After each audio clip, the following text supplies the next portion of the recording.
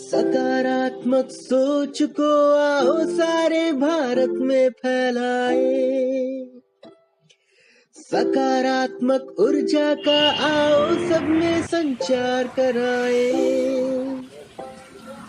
ऐसा ना हो कि हम अपनी जिम्मेदारी भूल न जाए, क्यों इंतजार करें हम किसी का, आओ एक मशाल जलाए। सकारात्मकता के उदय का चलिए हम उद्घोष कराए।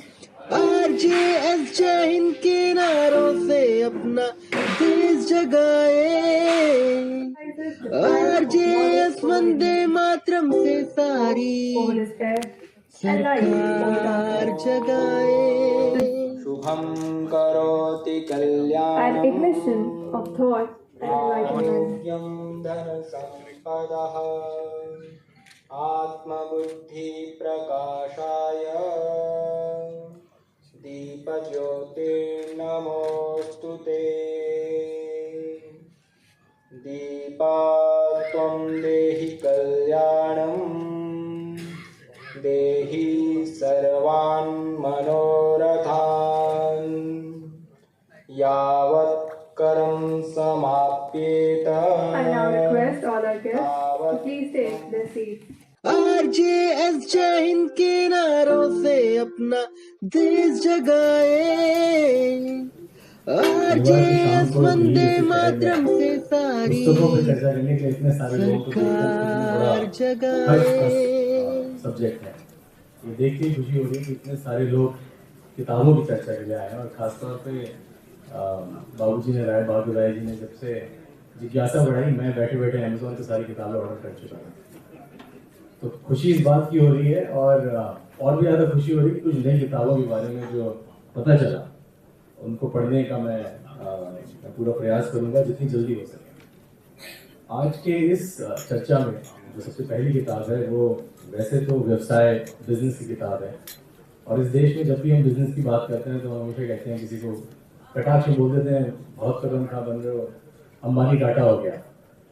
तो ये अक्सर सुना आता है। और आज मंच पे सबसे कमाल की बात यह है कि इन दोनों ही बड़े व्यवसायों से हमारे पास दो ऐसे अतिथि हैं जिन्होंने इन दोनों बड़ी कंपनियों के साथ एक बड़ा लंबा सफ़र तय किया है।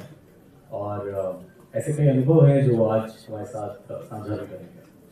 किताब का शीर्षक लीडिंग फ्रॉम द बैक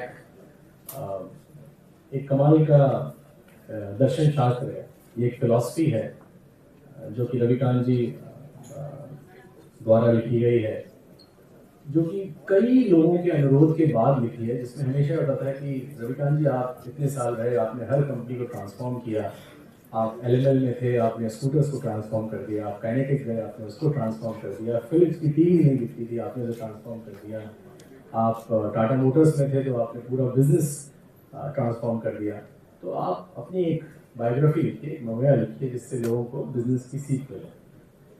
लेकिन रविकांत जी खुद जो टाइटल है उसको भरी पूरी तरीके से निभाते हैं। वो भी एक ऐसे इंसान हैं जो लीडिंग फ्रॉम द बैक ही करते हैं। तो वो कहीं पर भी ये नहीं चाहते थे कि वो अपनी कहानी लिखें। और महाभारत के एक अंश में भी कहा गया है, जब श्री कृष्ण को समझाना था कि अगर आप किसी भी तरीके से अपनी हत्या करना चाहते हैं, आत्महत्या करना चाहते हैं, तो आत्म प्रशंसा शुरू कर दीजिए। उससे बड़ा कोई तरीका नहीं है हत्या करने का। तो इसीलिए इस किताब में जिस तरीके से उसको समझाया गया, और बड़े कमाल के चरित्र जो कि शिव कुंद्रा है, उनके माध्यम से एक पूरी फिलॉसफी को समझाया गया।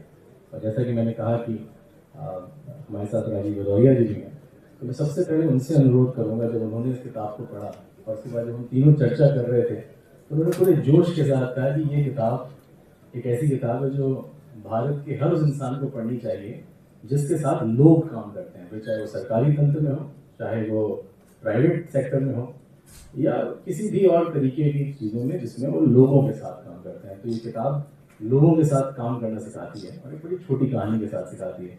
तो मैं सबसे पहले आमंत्रित करूँगा राजीव भदौरिया जी को कि एक ह्यूमन रिसोर्स के इतने सीनियर प्रोफेशनल होने के साथ उनको क्या रिफ्लेक्शन आया, उनको क्या ऐसी नई चीज़ें दिखी इस किताब से जिसके लिए वो हमेशा इस किताब के एक साथी हो गए इस किताब को आगे ले जाने के लिए? स्वागत है राजीव बताइए।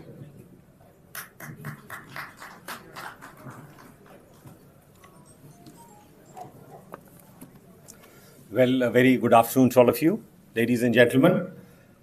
Well, going through this book was like, going through the lessons of Gita. In fact, if I were to summarize the whole conceptualization and the enunciation of Gita, it could be summed up in 3 words: oneness, equanimity, and detachment. Now, if I were to see Ravikantji as a leader, in fact, and I've known him much earlier than when I met him for the first time, he's been a leader who is known for being dispassionately passionate. That detachment was there, in fact, and when we discussed, in fact, as Mohit was telling, that the reason for success as a leader would come when you are detached from the job that you're doing and you are involved, in fact, with the larger interest of the organizational goal, of course, and also the whole process, in fact, not just the end, as to how you handle it. And he has dealt beautifully in this book about dealing with people softly with great instructions, in fact, and great laudable goals. So there's no compromise in the goals, but the process has been made as soft as possible. So now, talking about the book, in fact, this is a beautiful narration by him, in fact. And as Mohit is telling, he has done it through a protagonist called Shiv Kundra. He is an upcoming manager who talks about a lot of things. He is very enthusiastic about doing work. But he is bred in the old form of conventional leadership. And this old form of conventional leadership, जो है, वो क्या है? Naturally leading from the front. That you are the person, you are in control of things, you are directing people. People are under your control. And you are the person who knows it all. Now, the most beautiful part of this book and the whole context of this cultural foundation of leading from behind comes from this basic anomaly. Because in today's context particularly, when we all know, in fact, as scientists, that 96% of this universe is unknowable anyways. 96% of the universe is unknowable, and the 4% of the atomic world which we can know of, 96.99% of it, 99.96% of it is anyways interstellar dust. So it's just that 0.001% that we can all know. And in this context of not knowing, so every time we know more and more, the more and more we realize how less and less we know about what more and more we need to know about. This is the concept which is basically the basis of this whole idea around leading from the back. And you will wonder why and how. See, the point here is that humility now, therefore, by definition, remains no longer a vanity. It's a necessity out of compulsion that you don't know really. But to say that and be vulnerable to saying that I don't know is the most difficult thing.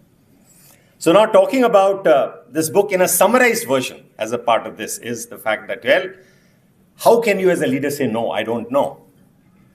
It's my people who know, because wisdom today is all dispersed. Democratized decision making is the norm because there's democratization of society, and democratization of an organization is a logical corollary to it. So now how do you work in this kind of an environment where you do not know it all? You have to do a job, you have to get this thing accomplished through people where wisdom resides in every one of them, but it's your role to facilitate, not control. So it's that whole context of horizontal way of thinking, in fact, rather than the verticalized structure that we have known as a conventional leadership format, which was so dear to everybody, in fact, and everybody who called himself a leader was all the time thinking that, well, I know it all and I'll be the person who will be directing everybody. They'll just have to follow me. Now, this is a notion that he has broken. And he's broken into pieces. And at the end of the day, if you read a book, you'll come to this conclusion that all these notions about I know it all, the hubris associated with knowing it all is definitely, in fact, a thing of the past and no longer can be related to us, in fact, in the context of working. Just in a form of a summary, if I were to talk about this book, given this whole context of not knowing everything, and there's no single head where wisdom resides today. So the obvious choice as a strategy would be to collect this distilled wisdom from out of people. And no better person, in fact, no better way than the Shiv Kundra learns through self-discovery as he works. He started as a conventional leader, but then he realized that he is not able to get into a proper relationship with people and he is not able to get the desired results. Till such time he realized that no, ultimately, people are the ones who have to be given freedom. They have to be given, in fact, an atmosphere as a process where facilitation becomes the guiding principle. His role is not that of controlling, but facilitating, giving them freedom to fail even. Because when they fail, he takes up the responsibility. That means you, as a leader, you are supposed to be getting the benefit of everything that one does, but always owning it up when they don't. So that kind of principle he follows, and he is then able to align himself with the new requirement that, yes, I will take not the credit, but share the blame. And blame doesn't mean that you condone wrong things, but you kind of, stand behind them. And not ready to take the credit, but sharing the blame when it comes so that people learn from the mistakes, they don't fail. Anyways, failure is not an option these days. It's never happening today. Failure never happens. It happens only when we give up. So as long as we are able to support, and the Shiv Kundra does exactly this thing, that he says that failure is not something that ever happens. You just don't give up. You learn the lessons, don't repeat the same mistakes twice, and you'll be successful. So now, talking of this summarized version, he's created a part structure of this whole leading from behind. One is the part related to how should I be? As a leader, how should I be? And there he is given three things. Have an open mind, awesome, and assume ownership of the whole thing, and ultimately be detached, as I said. So these are the things, how one prepares himself for leading from the back. That humility, that doing away with that hubris, having that kind of a context that, yes, I'm the one who's there, but still not there. I'm there to support. I'm not there to take the credit. Assume ownership completely, end to end. He knows it. He does it all, but he stands behind and lets the people do exactly, and have the face to, in fact, acknowledge it happening. That no, I'm not the one who's doing. So he's detached from the consequences of whatever is happening, and also not a part of the process, giving credit to the people. The second aspect is, how should my team be? That means, and here also is given three concepts, very, very simple framework. No great theory around leadership, but just a theoretical framework where he talks of, again, three things in the second aspect of how should I deal with the team. And here he talks about that, yeah, the team has to be prepared to be happy coming over, engaged. That discretionary effort should come from these people, in fact. And the best way to get it, build trust, collaborate, and leverage the strength of everybody. Because people are differently able. They have different strengths and they have different weaknesses. The role of this facilitator, not a controller leader, again, is basically to get the best out of people. Synergize their efforts, in fact, and try to get the best out of them. And this, in fact, is so beautifully put in, unless you build trust. And remember, trust comes out of your being reliable, your being validated, your being intimate to the people, and having least of self-interest there in mind. When people see you doing it, they automatically trust you. Trust is not something to be told. It is to be seen, and people do it. If they see you trustworthy, you don't have to do anything else you want to say. You have to be trustworthy, and people trust you. Collaboration comes again with this whole disinterested, detached way of looking at jobs. It's the job that has to be done. People have to be treated softly anyways. When it comes to that, one has to take a context of leadership where one must be finding support, in fact, and knowing that there is somebody who will stand by me whenever I go wrong, whenever I'm in trouble, whenever I'm in need of it. Last but not the least, the third part of it. How shall I deal with the task? Because firstly, how should I be? How should my team be? And how should I work towards making the team trustworthy, collaborative, and of course, leveraging the strength of the team? The third part is most important. How do I deal with the task? And here he talks about test the limits. It's not just ordinary things that you're doing. Don't give targets which are easily available. In fact, they should, create a kind of panic in people. Yet, how the hell are we going to achieve this target? But when they have this kind of a feeling, you are testing the limits. And then you think of out-of-box approaches to it. And this is what this Shiv Kundra, that protagonist, starts doing. He then starts making them work backwards. That yes, now you work, this is the target. These are the several steps that you have to do logically as a corollary, as an adjunct to this notion of doing something very big. It's not incremental, but it's a goal which is absolutely wide and bold. And therefore, that aspect helps people as much as, in fact, incentivizes them to think out of box. And when they think out of box, they are able to do the impossible. And that's the sub part of this book, leading from behind, making ordinary people do extraordinary things, making them do almost what is impossible. So that is then very important. And ultimately, of course, as a great leader that he has been, in fact, and I would, of course, ask him a question as to whether the Shiv Kundra is the one that is writing the book. Probably. And my guess is that yes, because I've known him even otherwise. And he talks about the third part of it, be tough softly. And this is the way you have to take a task, because people are performing to the best of their abilities. They are just giving their everything. Remember, he's already talked about engaging people, because you are giving them the leadership, you are empowering them, you are supporting them. So things come from within them, not from without. They don't require an external prop at all to make them incentivized or motivated. They are self-inspired, so that it exists from within, so that it exists also from without. So this is the beautiful part of his book, in fact, where he deals with how am I and what should I be like. उन्होंने किताब को इस तरह से describe किया कि मैं खुद नहीं कर सकता था, तो बहुत बहुत आपने सारांश में सब कुछ उसका सार बता दिया। तो मैं नेतृत्व के बारे में बात करना चाहता हूँ। नेतृत्व होता क्या है? नेतृत्व में दो चीजें होती हैं। एक तो leadership is a critical component of any organization. Leader makes an organization and the same leader can destroy the organization. हम लोग सब लोग अपने जीवन में देखे हैं इस टाइप के बहुत सी, कोई भी क्षेत्र ले लीजिए, आप देखते हैं कि लीडर ने बढ़ा दिया ऑर्गेनाइजेशन, और या तो लीडर चला गया या लीडर ने समय बदल गया, लीडर ने डिस्ट्रॉय कर दिया ऑर्गेनाइजेशन को। आंख के सामने ये होती रहती है सारे क्षेत्र में, चाहे पॉलिटिकल देखिए, कॉर्पोरेट में देखिए, समाज में देखिए, सब जगह ये होता है। तो leadership is very critical to any organization, any social organization where human beings are there. Number 2 is leadership is contextual. इसके मतलब क्या माहौल है, उसके ऊपर लीडरशिप जरूरी है। आप देखते हैं कि कहीं पर गाड़ी को धीरे धीरे चलाना तो एक टाइप का लीडर है, एकदम से जंग हो गया तो आपको दूसरे टाइप की लीडरशिप चाहिए।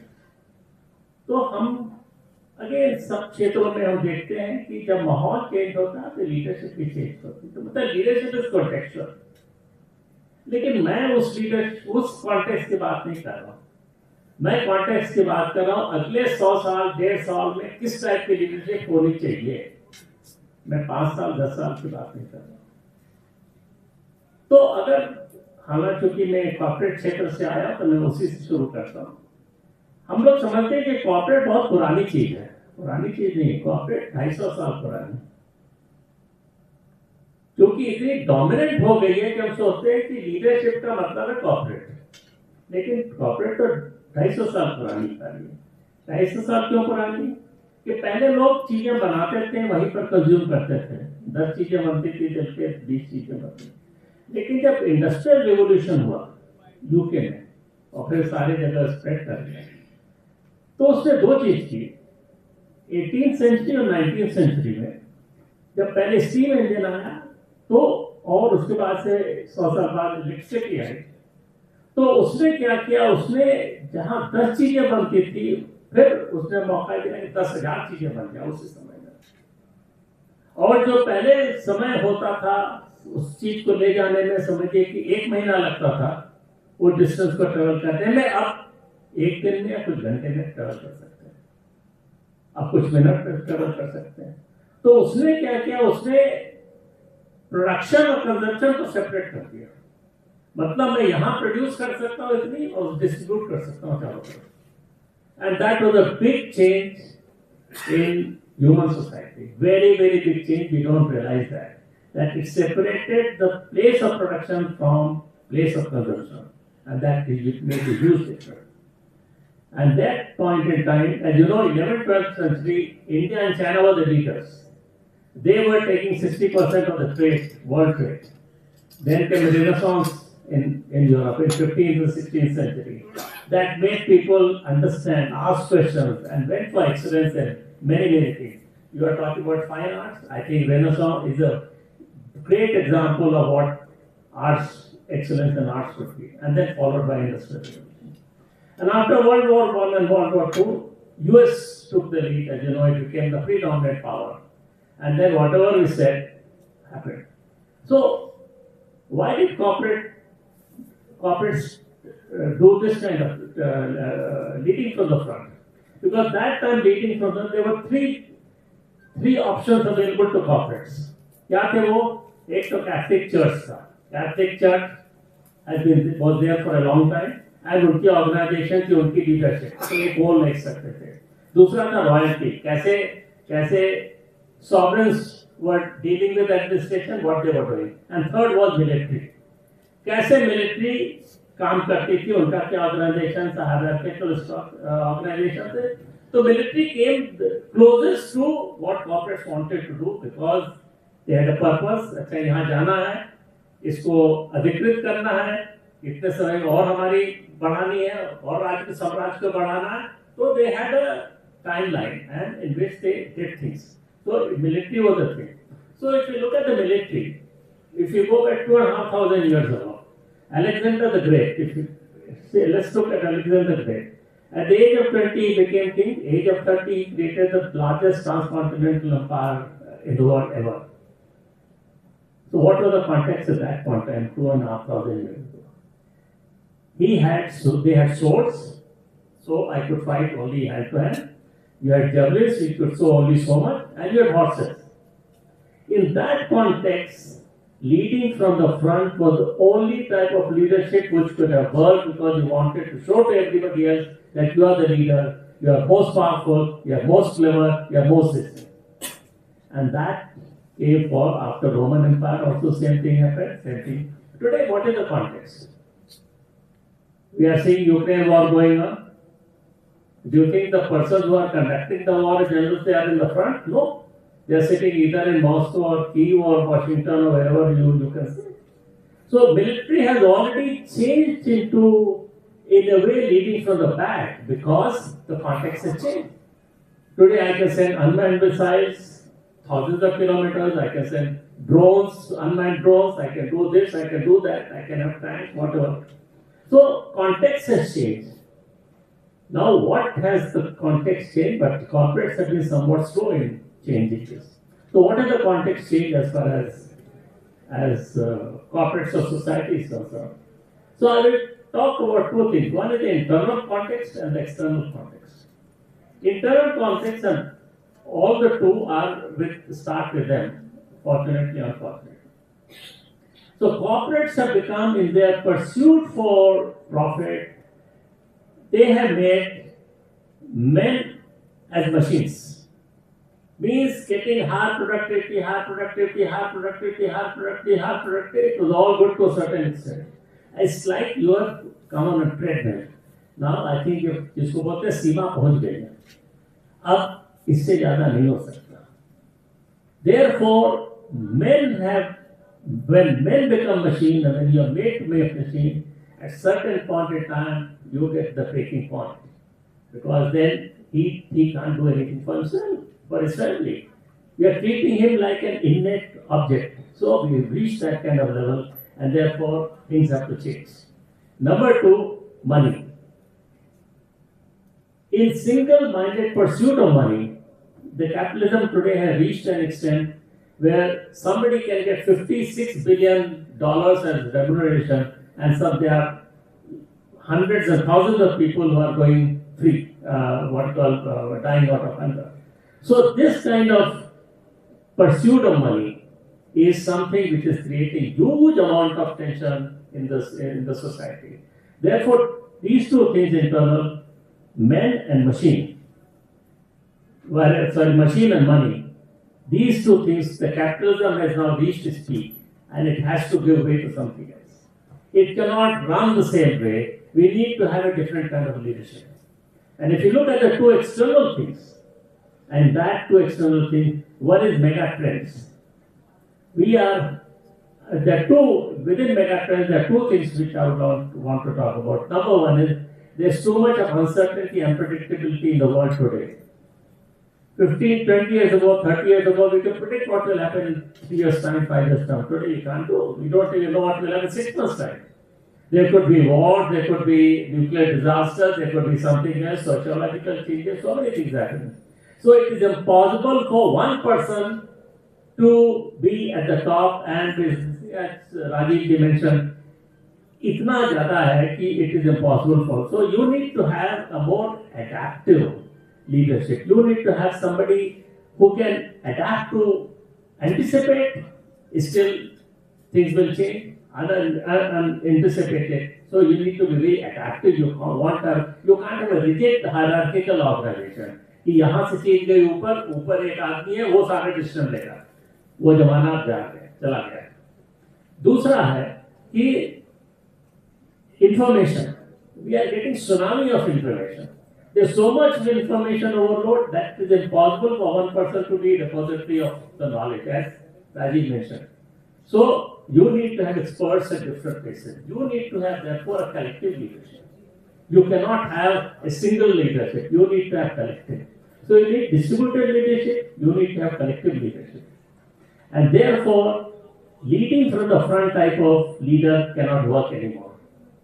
The situation has changed dramatically. And it is changing, especially last 20 years, it's changed even more. And next 20 years will be even more.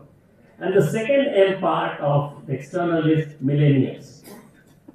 हम लोग ने तो जिंदगी काटी जैसे हुआ सो हुआ. आजकल के 20 साल के 25 साल के बच्चों से पूछिए, क्योंकि leading from the front type of leader is who's full of ego, who's full pompous, who thinks that he knows everything, who says कि highway और my way, या तो हमारा सुनो या बात चले जाओ.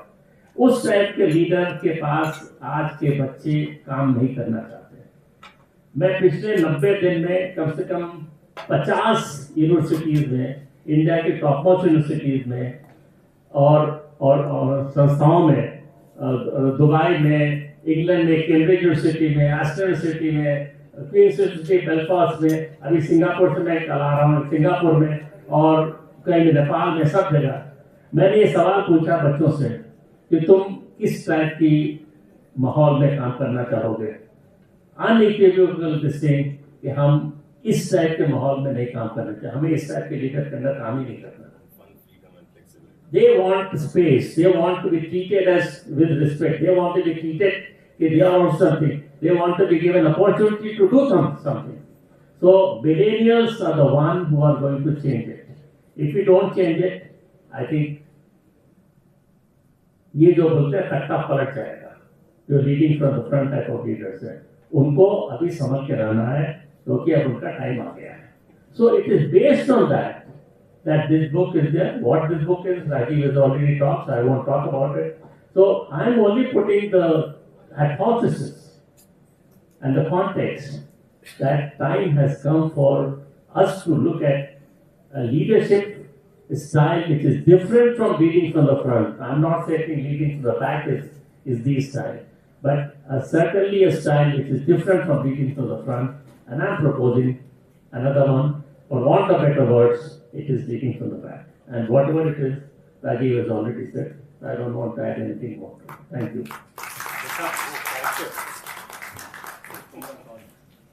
Well, Shiv Kundra, मैं तो नहीं हूँ. कभी नहीं था, क्योंकि मैंने वो फॉलो ही नहीं किया शुरू से. मेरा इसी पे एडिशनल सवाल ये है कि अगर आप नहीं थे तो आपको कभी तो दिखा होगा कोई शिव कुंद्रा जिससे आपको लगा यार ये मैं नहीं बन सकता. खासतौर पे जब आपने बहुत बड़े बड़े एक्विजिशंस में भी डेवू का किस्सा सुना, जैगुआर लैंड रोवर तो one of the most remarkable acquisition that was done by Tata group, you led it. वहाँ पर आपने कहीं ना कहीं जरूर देखा होगा और आपने लीडिंग फ्रॉम द बैक के एग्जांपल्स भी अप्लाई किए होंगे. इनफैक्ट रतन टाटा जी के साथ आपने इतना क्लोजली काम किया है, उन्होंने बड़ी सराहना करी है इस फिलॉसफी की. हम उनको देखते भी हैं, वो कभी पब्लिकली बहुत स्टेटमेंट नहीं देते, बहुत दिखते नहीं है, मीडिया से भी दूर रहते हैं. तो वो कोई किस्सा, एक एनेक्डोट की मुझे लगता है कहानी है, यही याद रह जाती है. बहुत कुछ सुनाए सर.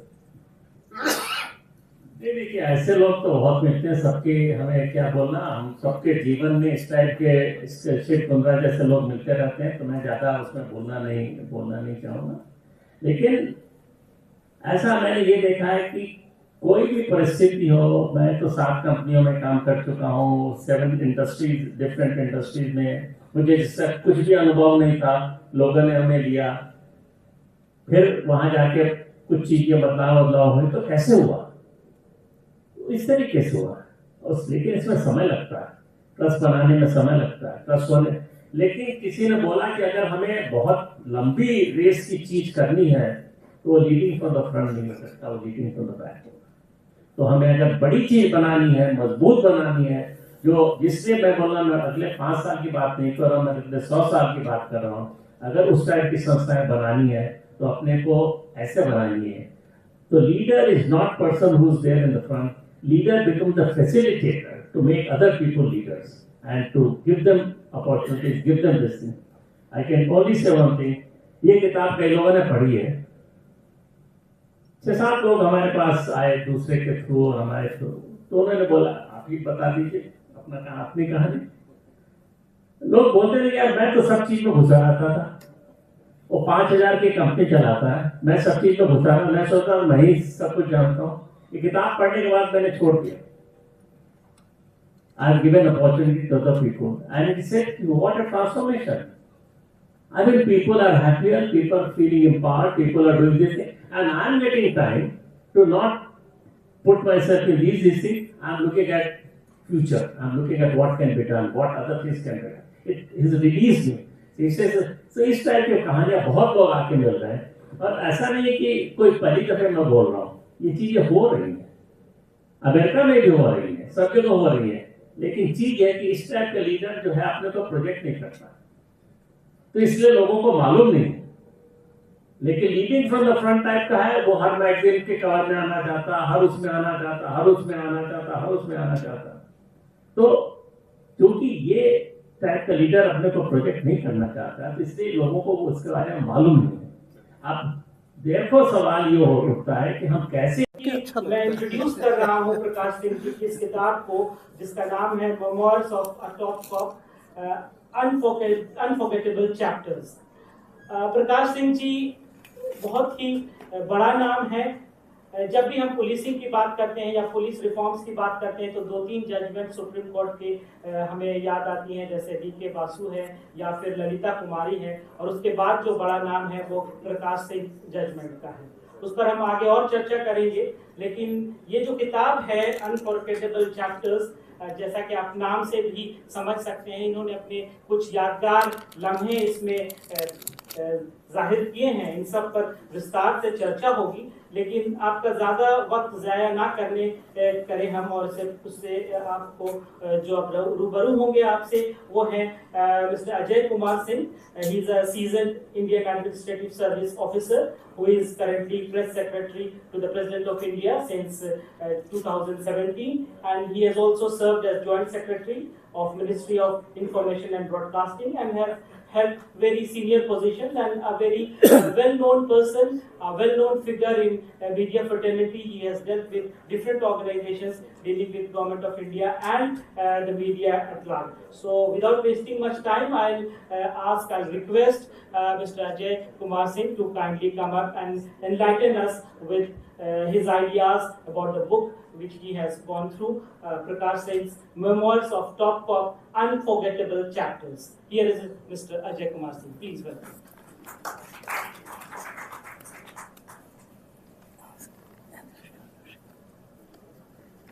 शुक्रिया एहतशाम साहब। मेरे तारुफ में आपने, हमें लग रहा है कि कुछ ज़्यादा बोल दिया। मैं खालिस अखबार में काम करने वाला रहा हूँ, मैं IAS ऑफिसर नहीं रहा। सॉरी मैं माफ़ी चाहूँगा जो मुझे टाइम्स ऑफ इंडिया से मैंने स्टार्ट किया था, दैट वाज 1985। सो ये 2019 में मैं प्रेस सेक्रेटरी हुआ, तो करीब 5 साल ये मेरा एडमिनिस्ट्रेटिव एक्सपीरियंस है। तो मैंने कहा पहले इस बात को मैं साफ कर दूँ। मैं आभारी हूँ आयोजकों का कि उन्होंने प्रकाश सिंह जी की अनफॉरगेटेबल चैप्टर्स नामक पुस्तक पर इस समारोह में मुझे बुलाया है। दरअसल आपने जब शुरुआत की तो मैंने कहा कि मैं IAS नहीं हूँ, वैसे ही मैं RJS जय हिंद के नारों से अपना देश जगाए, RJS वंदे मातरम से सारी सरकार जगाए। और पत्रकारिता के जीवन में भी हमें यही सिखाया गया है कि आप सामने वाले से इम्प्रेस नहीं होंगे, इन्फ्लुएंस नहीं होंगे। लेकिन मैं पहले इस बात को साफ कर दूं कि मैं प्रकाश सिंह जी से जब पहली बार मिला, और that was way back in 91 I believe, जब आप DGP होके आए थे, तो मैं उस दिन से इनसे इम्प्रेस हो गया। तो मैं पहले साफ कर दूं कि मैं इसमें इंटरेस्टेड पार्टी हूँ, मतलब मैं जो भी कहूँगा मैं उनसे इन्फ्लुएंस भी हूँ, इम्प्रेस्ड भी हूँ। पत्रकार के रूप में मैंने यही सीखा था, लेकिन अभी चूंकि मैं ये किताब पढ़ रहा था, ये किताब दरअसल कई वो दौर दिखाता है जिसमें कि मैं जब टाइम्स ऑफ इंडिया में था और रूकी रिपोर्टर था, एक नया रिपोर्टर था, एज भी ज्यादा नहीं थी, और प्रकाश सिंह जी जब आए थे तो एक अपने साथ साथ लेके आए थे। असम में DGP थे, और हमें याद है कि आडवाणी जी का एक स्टेटमेंट आया था कि असम के DGP बहुत अच्छा काम कर रहे हैं, और यूपी में DGPs की स्थिति बहुत खराब हो चुकी, DG ऑफिस की स्पेशली स्थिति बहुत खराब हो चुकी थी। और मैं जब उनसे मिलने गया था तो एक वाकया हुआ था, आपके प्रेडिसीसर VK जैन थे, और उनके घर में जाके, और कुछ जो पहले के पार्ट 91 से पहले की बात है ये, तो कुछ लोगों ने हुड़दंग मचाया था। तो मैं गया आपके पास और मैंने बताया कि ये DGP ऑफिस में है या DGP रेजिडेंस पे क्या ऐसा हो सकता है? कहते हैं हाँ सुना है हमने, होना तो नहीं चाहिए, लेकिन खैर कोई बात नहीं है, I'll have some man who will sort them out। तो हमें बड़ा अच्छा लगा कि एक साफ तौर पे ये था कि DGP या पुलिस का मुखिया यूपी जैसे प्रदेश का, वो इस बात से इम्प्रेस नहीं होगा कि कुछ लोग उसको चाहते हैं इंटिमिडेट करना। इसका कतई मतलब ये नहीं था कि कोई उनमें हठधर्मिता थी। आजकल हम सुनते हैं कि फौज में कहा जाता है कि वी नीड थिंकिंग जनरल्स। हमें लगता है कि वो पुलिस में भी जरूरत है कि we need thinking police officers. Prakash Singh ji उस थिंकिंग पुलिस ऑफिसर्स में हैं जिनकी, अगर नक्सलिज्म पे आपने किताब पढ़ी हो तो नक्सलिज्म की जेनेसिस और नक्सलिज्म पे वो इतनी थॉरो स्कॉलरली किताब है कि उसको जितनी बार भी हमने नक्सलिज्म पे कुछ हमें लिखना हुआ तो वो बुक हमारे लिए रेफरेंस पॉइंट थी। मेरा यह मानना था कि पुलिस अधिकारी संविधान की शपथ लेते हैं और वही शपथ आपकी मर्यादा को बांधती है, और इस मर्यादा को निभाना कितना मुश्किल होता है आपको इसका एहसास इस किताब को पढ़ने के बाद होगा। प्रकाश सिंह जी की पुस्तक में कई प्रसंग ऐसे हैं जिसको अगर आप पढ़िए तो लगेगा कि चौधरी चरण सिंह जैसे होम मिनिस्टर, उनके साथ किस तरह से लोगों ने काम भरा और किस तरह से अपनी ड्यूटी करने में उनको दिक्कत हुई। उसी तरह व्यक्तिगत कारणों से नहीं बल्कि अपने कर्तव्य को निभाने की वजह से एक प्रसंग मिलेगा। उत्तर प्रदेश के मुख्यमंत्री श्री कल्याण सिंह ने उन्हें DGP पद से हटाया। मैं उस समय एक्टिव रिपोर्टर था और मुझे एक एक घटना उस समय की याद है। और मैं ये किताब जब पढ़ रहा था तो मैं वो सारी घटनाएं, नकवी साहब बैठे हुए हैं, हम लोग एक ही न्यूज रूम में होते थे, और उसमें प्रकाश सिंह जी की एक खास बात थी कि वो उनके विचारों में और वाणी में एक अद्भुत संयम है, लेकिन फिल्ट्रेशन नहीं है। अगर उनको कुछ कहना है तो कहेंगे। तो हम वो देख रहे थे कि क्या इस किताब में वो उसका जिक्र आएगा। और जैसा मैंने सोचा था मैंने वैसा ही पाया। 1991 में मैंने उन्हें जिस रूप में देखा था, 2024 में भी इस पुस्तक के जरिए मैंने उसी रूप में देखा। उसमें 2 प्रसंग हैं, मैं चाहता हूं कि अगर मैं आपको पढ़ के सुनाऊं तो बड़ा इंटरेस्टिंग है।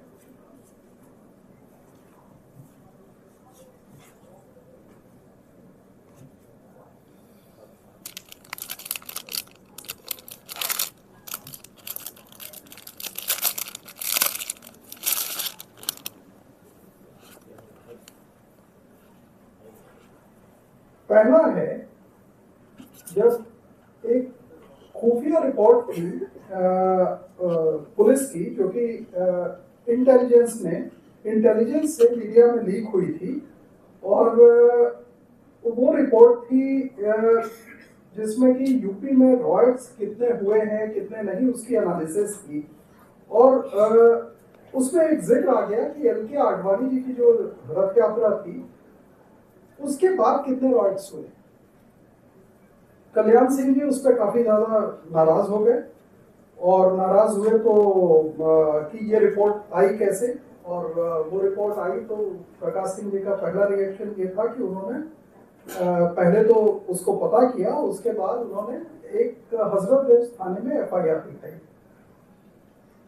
अब देखिए पुस्तक में वो लिखते हैं, The senior superintendent of police Lucknow was thereupon asked to lodge an FIR, asked to investigate the case personally. This action caused tremors in the official circle. The secretary to the chief minister, who was suspected to have leaked out the information, became apprehensive. The principal secretary, whom was already unhappy with me for defying the Home Department's order now and then. As reported by a journal, the general impression about Prakash Singh was that any government order could be implemented in the police department only if it was endorsed by him, and it was generally said that he did not accept political interference in the police administration. ये एकदम accurate जो description है incident का वो ये है। उसके बाद 5 जने का जिक्र है, जिसमें भानु प्रताप शुक्ला जी ने जो आर्टिकल लिखा था प्रकाश सिंह जी के लिए, मैं उसमें नहीं जाता हूँ। लेकिन अगर आपको कोई शक है कि उन्होंने ये जो principal secretary to chief minister और ये सब नाम छुपाए हैं, तो छुपाए नहीं है, आप आगे पढ़ेंगे तो वो नाम भी आपको पता चल जाएंगे। तो ये खूबसूरती इनकी शुरू से रही है और हम इसके कायल रहे हैं। उसी तरह से सेकंड पॉइंट जो इन्होंने कहा है, नानक मता साहब आपका विजिट था, उस विजिट में सर हम भी थे।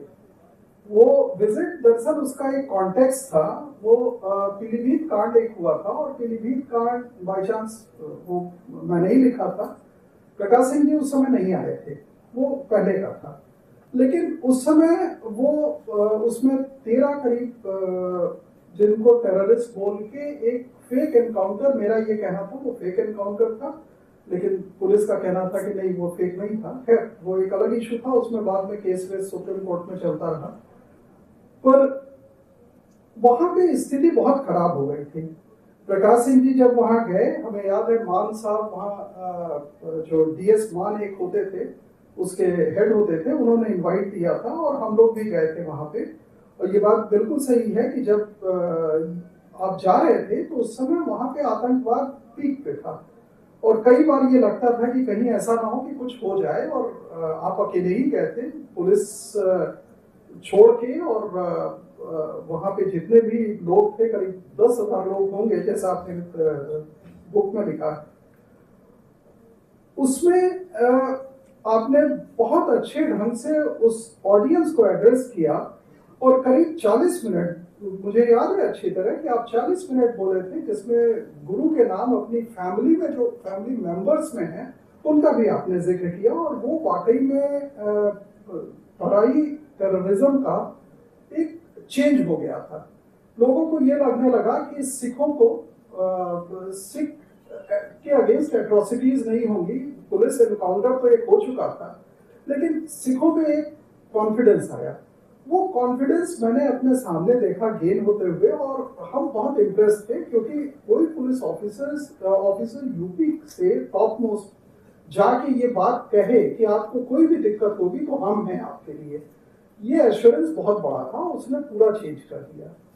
तो सबसे बड़ी बात है कि जो संविधान और संविधान के अंदर रह के प्रकाश सिंह जी जिस तरह से काम करते थे वो हमेशा हमने देखा है, और हमें लगता था कि शायद इस तरह के और लोग होते। एक थर्ड पॉइंट जो प्रकाश सिंह जी ने कहा है वो हमें, चूंकि सुप्रीम कोर्ट में पुलिस रिफॉर्म पे इनका वो आया था जजमेंट, जो जिसको कि लीड आपने किया था, उसी को मैं पढ़ रहा था जब पुस्तक में बहुत ऐसे रोचक प्रसंग हैं, असम से लेके पंजाब से लेके बहुत सारे हैं, जो कि अगर आप देखेंगे तो आपको बहुत ही अच्छा लगेगा। लेकिन एक बड़ी मार्मिक चीज इन्होंने कही है, जिसमें उन्होंने प्रोफेसर डेविड बाइले इनका रेफरेंस दिया है। The police politician relations in retrospect need to be placed on an even keel. As Professor David Bailey said, the police have been discredited by their colonial past and the present defects in the practice. Politicians have been discredited by their unscrupulous partiality and parochialism. The problem for modern India is to establish a stable equilibrium between the two imperfect forces so as to serve the public interest. आगे आपके जो अपने observation है वो भी बड़े important है। Both should play their respective roles within the charters prescribed for them. Policemen dabbling in politics would be a disaster, and politicians meddling in police matters would be the death nail of democracy. अब इतने साफगोई से कोई बात लिखे तो हमारे ख्याल से आज के दिन बड़ा मुश्किल हो जाता है। तो मैं ये 3 पॉइंट आप लोग को जो हमें लगा कि इसको हम बताएं, और इसमें हम चूंकि खुद भी देखते रहे हैं, प्रकाश सिंह जी ने अथक प्रयास किया कि पॉलिटिकल एग्जीक्यूटिव और पुलिस का एक सामंजस्य बने, पुलिस रिफॉर्म्स पूरे देश में हो, पुलिस का अपराधीकरण ना हो, यह राजनीतिक अपराधीकरण से भी गंभीर है। एक अंग्रेजी नाटक है वेटिंग फॉर गोडोट। अभी तक जनता इस आदर्श स्वरूप का इंतजार कर रही है, पर इतना जरूर कहूंगा, may the tribe of Prakash Singh ji increases to make the world safe. इस अद्भुत पुस्तक को आप जरूर पढ़ें, आपको बहुत अच्छा लगेगा और आपको समझ में आएगा कि कितना मुश्किल होता है पुलिस के टॉप लेवल पे काम करना। बहुत बहुत धन्यवाद।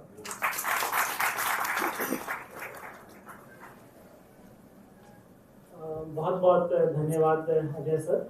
अब मैं रिक्वेस्ट करूंगा प्रकाश सिंह जी को कि वो यहाँ आए और अपनी बात हम लोगों के साथ शेयर करें, जो किताब में उन्होंने चीज़ें लिखी हैं। और सबसे महत्वपूर्ण बात उसमें ये है कि जैसा कि अजय सर अभी हमें बता रहे थे कि 1991 में जैसा प्रकाश सिंह जी थे, आज भी वो वैसे ही है। और आप उनकी किताब को अगर देखेंगे, आप पढ़ेंगे, तो कहीं भी उन्होंने कोई भी बात छुपाने की कोशिश नहीं की है, जो कि आज बहुत मुश्किल काम है। तो हम खुद इस किताब के ऑथर को रिक्वेस्ट करेंगे प्रकाश सिंह जी को कि वो अपनी बात से हमें आगाह करें।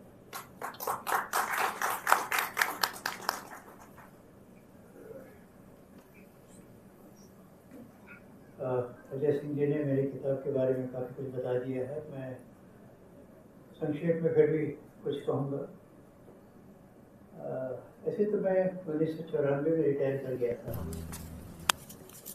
30 साल हो चुके हैं मुझे रिटायर हुए, और मैंने कभी अपने बारे में लिखने की नहीं सोची थी। पर मेरे जो वेल विशर्स हैं, जो लोग मुझसे मिलते हैं, कई लोगों ने मुझसे कहा कि साहब आप अपनी ऑटोबायोग्राफी लिखिए, आने वाली पीढ़ियों के लिए अच्छा होगा। मैंने कहा भाई देखो, ऑटोबायोग्राफी वगैरह, मैं कोई इतना बड़ा आदमी भी नहीं हूँ कि अपनी ऑटोबायोग्राफी लिखूँ, और ऐसे आज की जनरेशन पढ़ती भी बहुत कम है, बेकार किताब लिखने से क्या फ़ायदा। और जब कई स्रोत से इस तरह के सुझाव आए तो मैंने सोचा कि कुछ मैंने मिडवे कॉम्प्रोमाइज़ निकाला कि ऑटोबायोग्राफी तो नहीं, परंतु मेरे जीवन की जो महत्वपूर्ण घटनाएं हैं वो संस्मरण लिखूं, क्योंकि वो घटनाएं ऐसी हैं जो भविष्य में आने वाली पुलिस की जो जनरेशन है उनके लिए उसमें सबक है, और जनता को उसको पढ़ के ये मालूम हुआ कि एक पुलिस अधिकारी के जीवन कितना कठिन होता है और कितनी मुश्किल परिस्थितियों में वो काम करता है। और अगर उसमें ठान लिया हो कि हम सही रास्ते पर ही चलेंगे, संविधान की कसम जो हम खाई है उस पर हम हमेशा खड़े रहेंगे, तो और कितना दुष्कर हो जाता है। ये आपको उस किताब को पढ़िएगा तो आपको समझ में आएगा। मतलब अपनी ये कहिए कि जो मेरी संविधान के प्रति जो मेरी निष्ठा थी, या जो सच्चाई के प्रति और सही रास्ते के प्रति जो मेरी निष्ठा थी और संकल्प था, इसकी वजह से मैं तीन बार मेरे जीवन में बहुत बड़े सेटबैक्स हुए। मतलब एक बार तो मैं डीआईजी मेरठ के पद से, जहाँ के लिए मुझे खासतौर से चुना गया था कि डीआईजी मेरठ आपको भेजा जा रहा है, क्योंकि चौधरी चरण Singh home minister of India है, वो किसी ऐसे वैसे को नहीं टॉलरेट करेंगे, वो जब तक कोई सत्यनिष्ठ अधिकारी नहीं होगा तब तक वहाँ नहीं चल पाएगा। तो ये सोच के मुझे भेजा गया था। तो मैंने सोचा कि जब चौधरी साहब के लिए मुझे खास तौर से भेजा गया है तो फिर ईमानदारी तो खैर मेरा धर्म था ही, मैंने और ज़ोर शोर से क्रूसेडिंग ज़ील से वहाँ पे काम किया और जो करप्ट एलिमेंट्स हैं उनके खिलाफ कार्रवाई की। परंतु मैंने ये देखा है, हमारे जीवन का एक ये सबक ये भी है कि करप्ट आदमियों का जो ट्रेड यूनियन है वो हिंदुस्तान में बहुत स्ट्रॉन्ग है। भले उसको ऑर्गेनाइजेशन कोई न दिया हो, पर करप्ट आदमी जब साथ में मिल जाते हैं तो ट्रेड यूनियन बड़ा स्ट्रॉन्ग हो जाता है और वो किसी भी बड़े आदमी पर लांछन लगा सकते हैं, उसको गिरा सकते हैं, उसके खिलाफ षड्यंत्र कर सकते हैं वगैरह वगैरह। तो उसी की वजह से फिर मुझे मेरठ में मतलब मुझे हटाया गया बेइज्जती से। वो एक सेटबैक हुआ।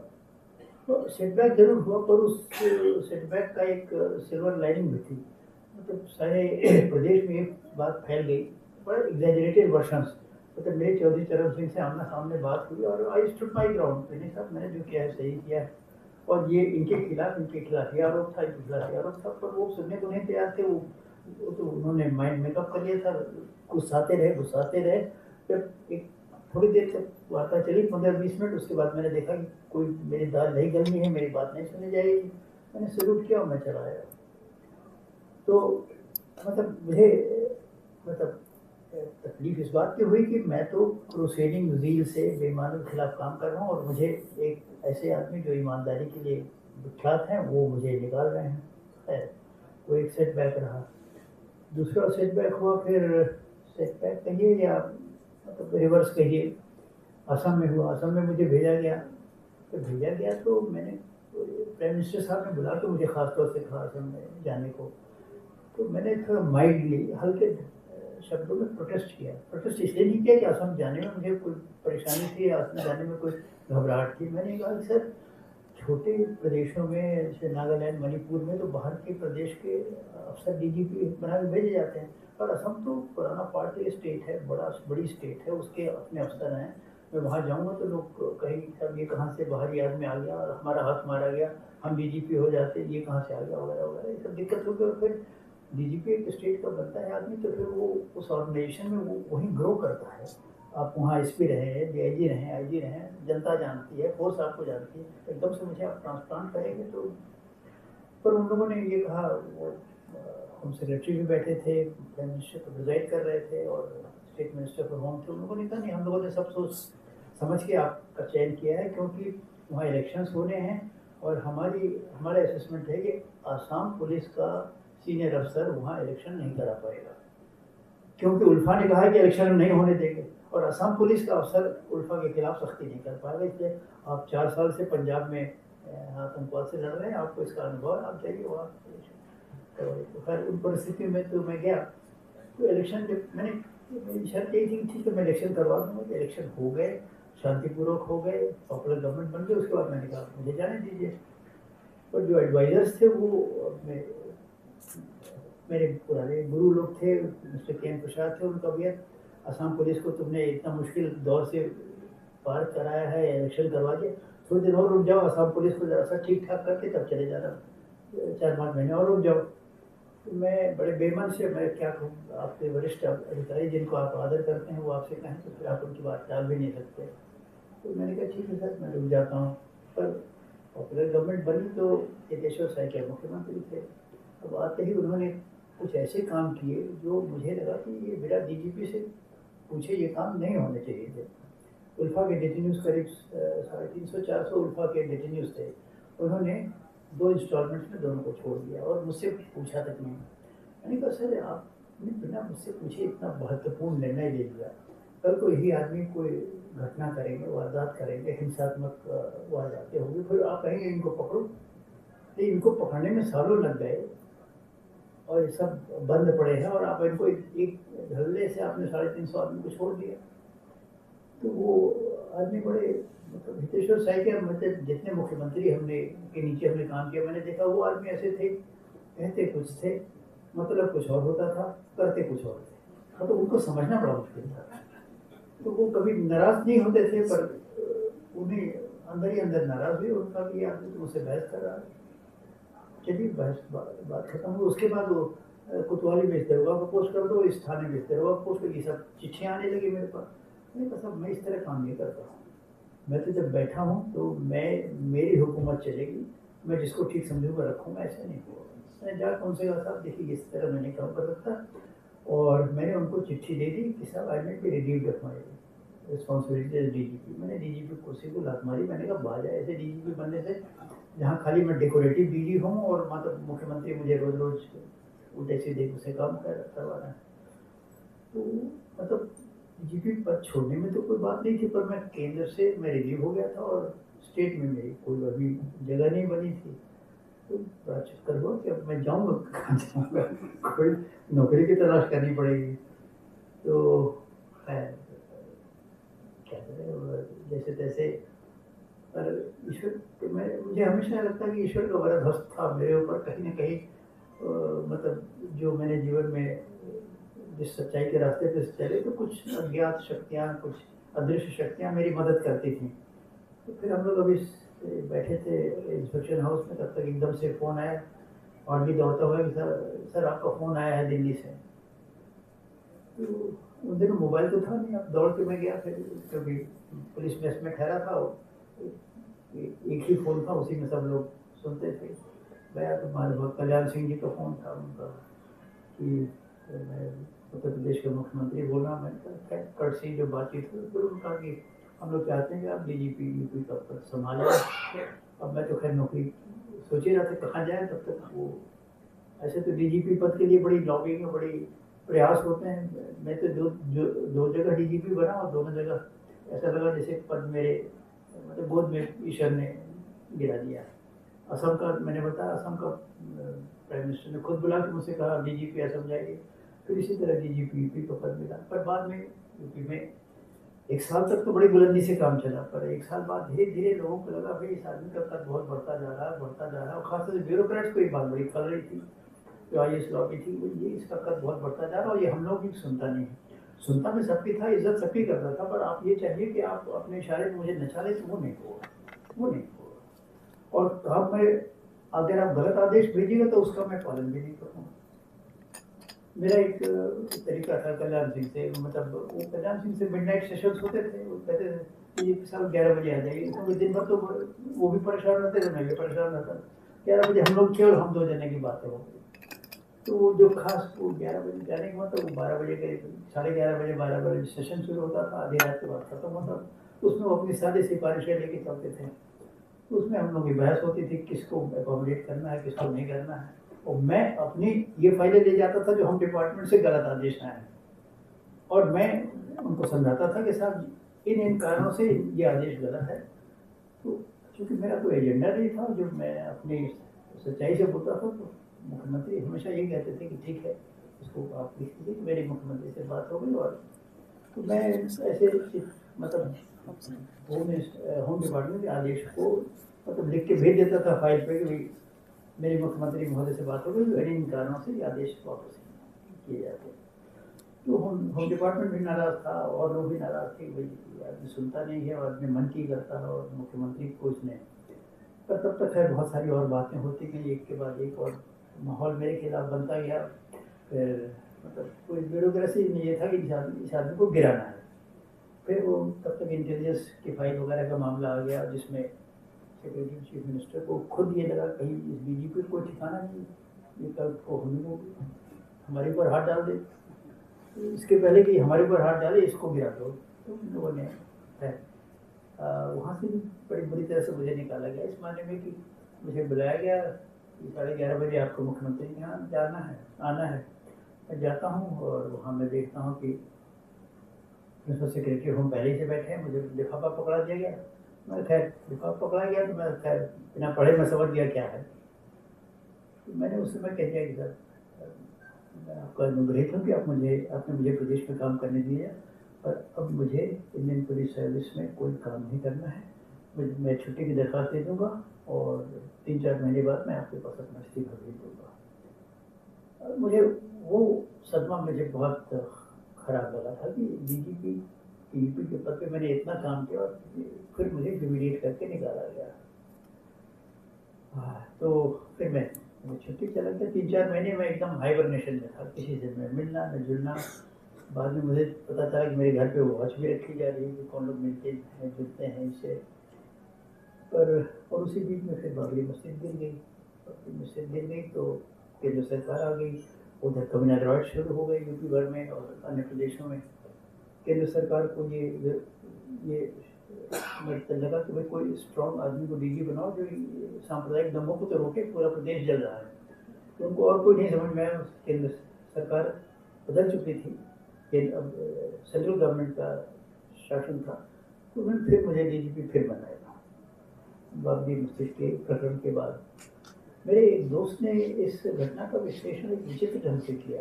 वो दोस्त बड़ा मतलब स्पिरिचुअलिटी में बहुत इन्वॉल्व था। लेकिन प्रकाश सिंह सर आप DGP पद से हटाए नहीं गए थे, आपको ईश्वर ने हटा दिया था कि बेटे तुम हट जाओ, क्योंकि मस्जिद तो गिरनी ही गिरनी है, इसका अपयश तुमको नहीं मिलना चाहिए। फिर तुम हट जाओ, तुमको फिर बैठा देंगे। जो मुझे उस समय तो मुझे क्या मालूम था क्या होने वाला है। मैंने तो इस्तीफा सोच लिया था कि इस्तीफा दूंगा। तो उसके बाद बाबरी मस्जिद गिरती, फिर मैं दोबारा DGP UP बना। खैर तो उससे मुझे लगा कि हाँ मेरी कोई भी प्रतिष्ठा मुझे वापस मिली। इस तरह से जीवन में ये सारे प्रसंग इसमें हैं। मैंने सोचा कि ये सब बातें लिखने लायक हैं। मैं माटी को धन्यवाद देता हूँ कि आपने मुझे इस कार्यक्रम के लिए आमंत्रित किया, और ख़ास तौर से मेरे जो परम मित्र हैं जयशंकर गुप्त जी, और जो मेरे पत्रकारिता की जो पेशेवर पत्रकारिता की जो करियर की शुरुआत थी मुंबई नवभारत टाइम्स से,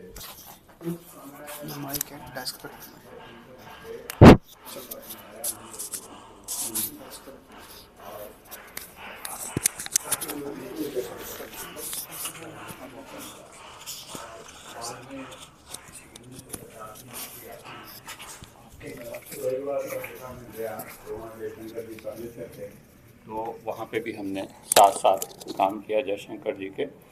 तो इसलिए मैं ये जानता हूँ कि अब आज के ज़माने की पत्रकारिता और उस ज़माने की पत्रकारिता, जब हम बात कर रहे हैं 1981, 82, 83 की, वो ज़मीन आसमान का फ़र्क है। तब हमको सिखाया जाता था कि डिटेलिंग कैसे की जाती है, और जयशंकर जी का इस मामले में कोई जोड़ नहीं है कि डिटेल उनसे कुछ भी छूटती नहीं। और वो जब हम बम्बई में थे तो हम देखते थे कि हमारे कभी नवभारत टाइम्स के दफ्तर में आए तो ज़िलों के छोटे छोटे अखबार आते थे, तो जयशंकर जी उसको उलट पुलट के देखते थे। तो हमने कहा भाई ये बहुत छोटे छोटे कई ज़िले के अखबार हैं, इनमें आप क्या समय खपा रहे हो। तो उनका कहना था नहीं, खबरें तो हमको इन्हीं अखबारों से मिलती हैं, आपके नवभारत टाइम्स से नहीं मिलेंगी। और हुआ भी ऐसा है। जैसे मिसाल के तौर पर एक ऐसे ही किसी छोटे अखबार में खबर छपी कि जलगांव में मुस्लिम मौलानाओं ने फतवा दे दिया कि मुस्लिम महिलाएं सिनेमा नहीं देख सकती, क्योंकि सिनेमा देखने से उन पर गलत असर पड़ सकता है, इसलिए सिनेमा न देखें। ऐसा फतवा जारी हुआ जलगांव, महाराष्ट्र में। तो जयशंकर जी ने कहा देखो ये एक स्टोरी है, और जलगांव की एक नौजवान लड़की रज़िया पटेल इसके खिलाफ संघर्ष कर रही है, और उन्होंने उस पर दौरा किया वहाँ का, और उस पर एक स्टोरी बनाई, और वो रविवार मैगजीन में काफ़ी अच्छे ढंग से छपी, उस पर काफ़ी बड़ी चर्चा हुई बाद में। तो कहने का मतलब ये है कि वो जो छोटी छोटी डिटेल पकड़ने की जयशंकर जी की एक अद्भुत क्षमता है, वो सभी पत्रकारों के लिए या जिनकी रुचि पत्रकारिता में है वो सीखने की चीज़ है। अब हम आते हैं किताब पे। दो डग देखा जग। तो साहब ये किताब जो है वो 14 देशों की इनकी विदेश यात्राओं पर है। उनमें से अभी जयशंकर जी खुद ही बता रहे थे, उनमें से 7 देश जो है वो उस समय जो राष्ट्रपति थे APJ अब्दुल कलाम साहब, उनके साथ इन्होंने की, अब बाकी 7 अलग अलग मौके पे की। आम तौर पर पत्रकार ऐसी राष्ट्रपति के साथ या प्रधानमंत्री के साथ या ऐसी कोई सरकारी डेलीगेशन के साथ ऐसी जो विदेश यात्राएं करते हैं या यात्राएं करते हैं, आमतौर पे वो उनकी कुछ खास डिटेलिंग नहीं करते। वो गए वहाँ घूमे फिरे, यात्रा की, वहाँ जो कुछ हुआ उसको अपने अखबार में रिपोर्ट कर दिया और कहानी ख़त्म हो गई। अब ये जयशंकर जी ही की खासियत है कि उन्होंने उसकी डिटेलिंग की बाकायदा अपनी डायरी में लिखते रहे, कहाँ गए, क्या हुआ, क्या किया, कैसा किया, और अंत में इनके पास इतना मटेरियल हो गया कि इन्होंने किताब लिखी। अब ये किताब केवल टूरिज़्म की किताब नहीं है कि हम वहाँ गए, दुबई गए, हमने ये देखा, हम वहाँ गए, हमने ये देखा, वहाँ ये अच्छी चीज़ है, वहाँ वो है, ऐसा बिल्डिंग है, वो सब तो है किताब में। लेकिन इस किताब में इस पूरे यात्रा वृत्तांत जो है उसके साथ बहुत झलक आपको देखने को मिलती है कि उस देश का क्या राजनीतिक इतिहास रहा, किन राजनीतिक पड़ावों से वो देश होके आज यहाँ पे आया, गुजरा, और इसके साथ ही वहाँ का क्या जो है सामाजिक परिवेश रहा, और वहाँ की क्या आर्थिक चीज़ें रहीं, क्या आर्थिक समस्याएं रहीं, कैसे उन आर्थिक समस्याओं से उस देश ने अपने को जूझा और सफल हुए।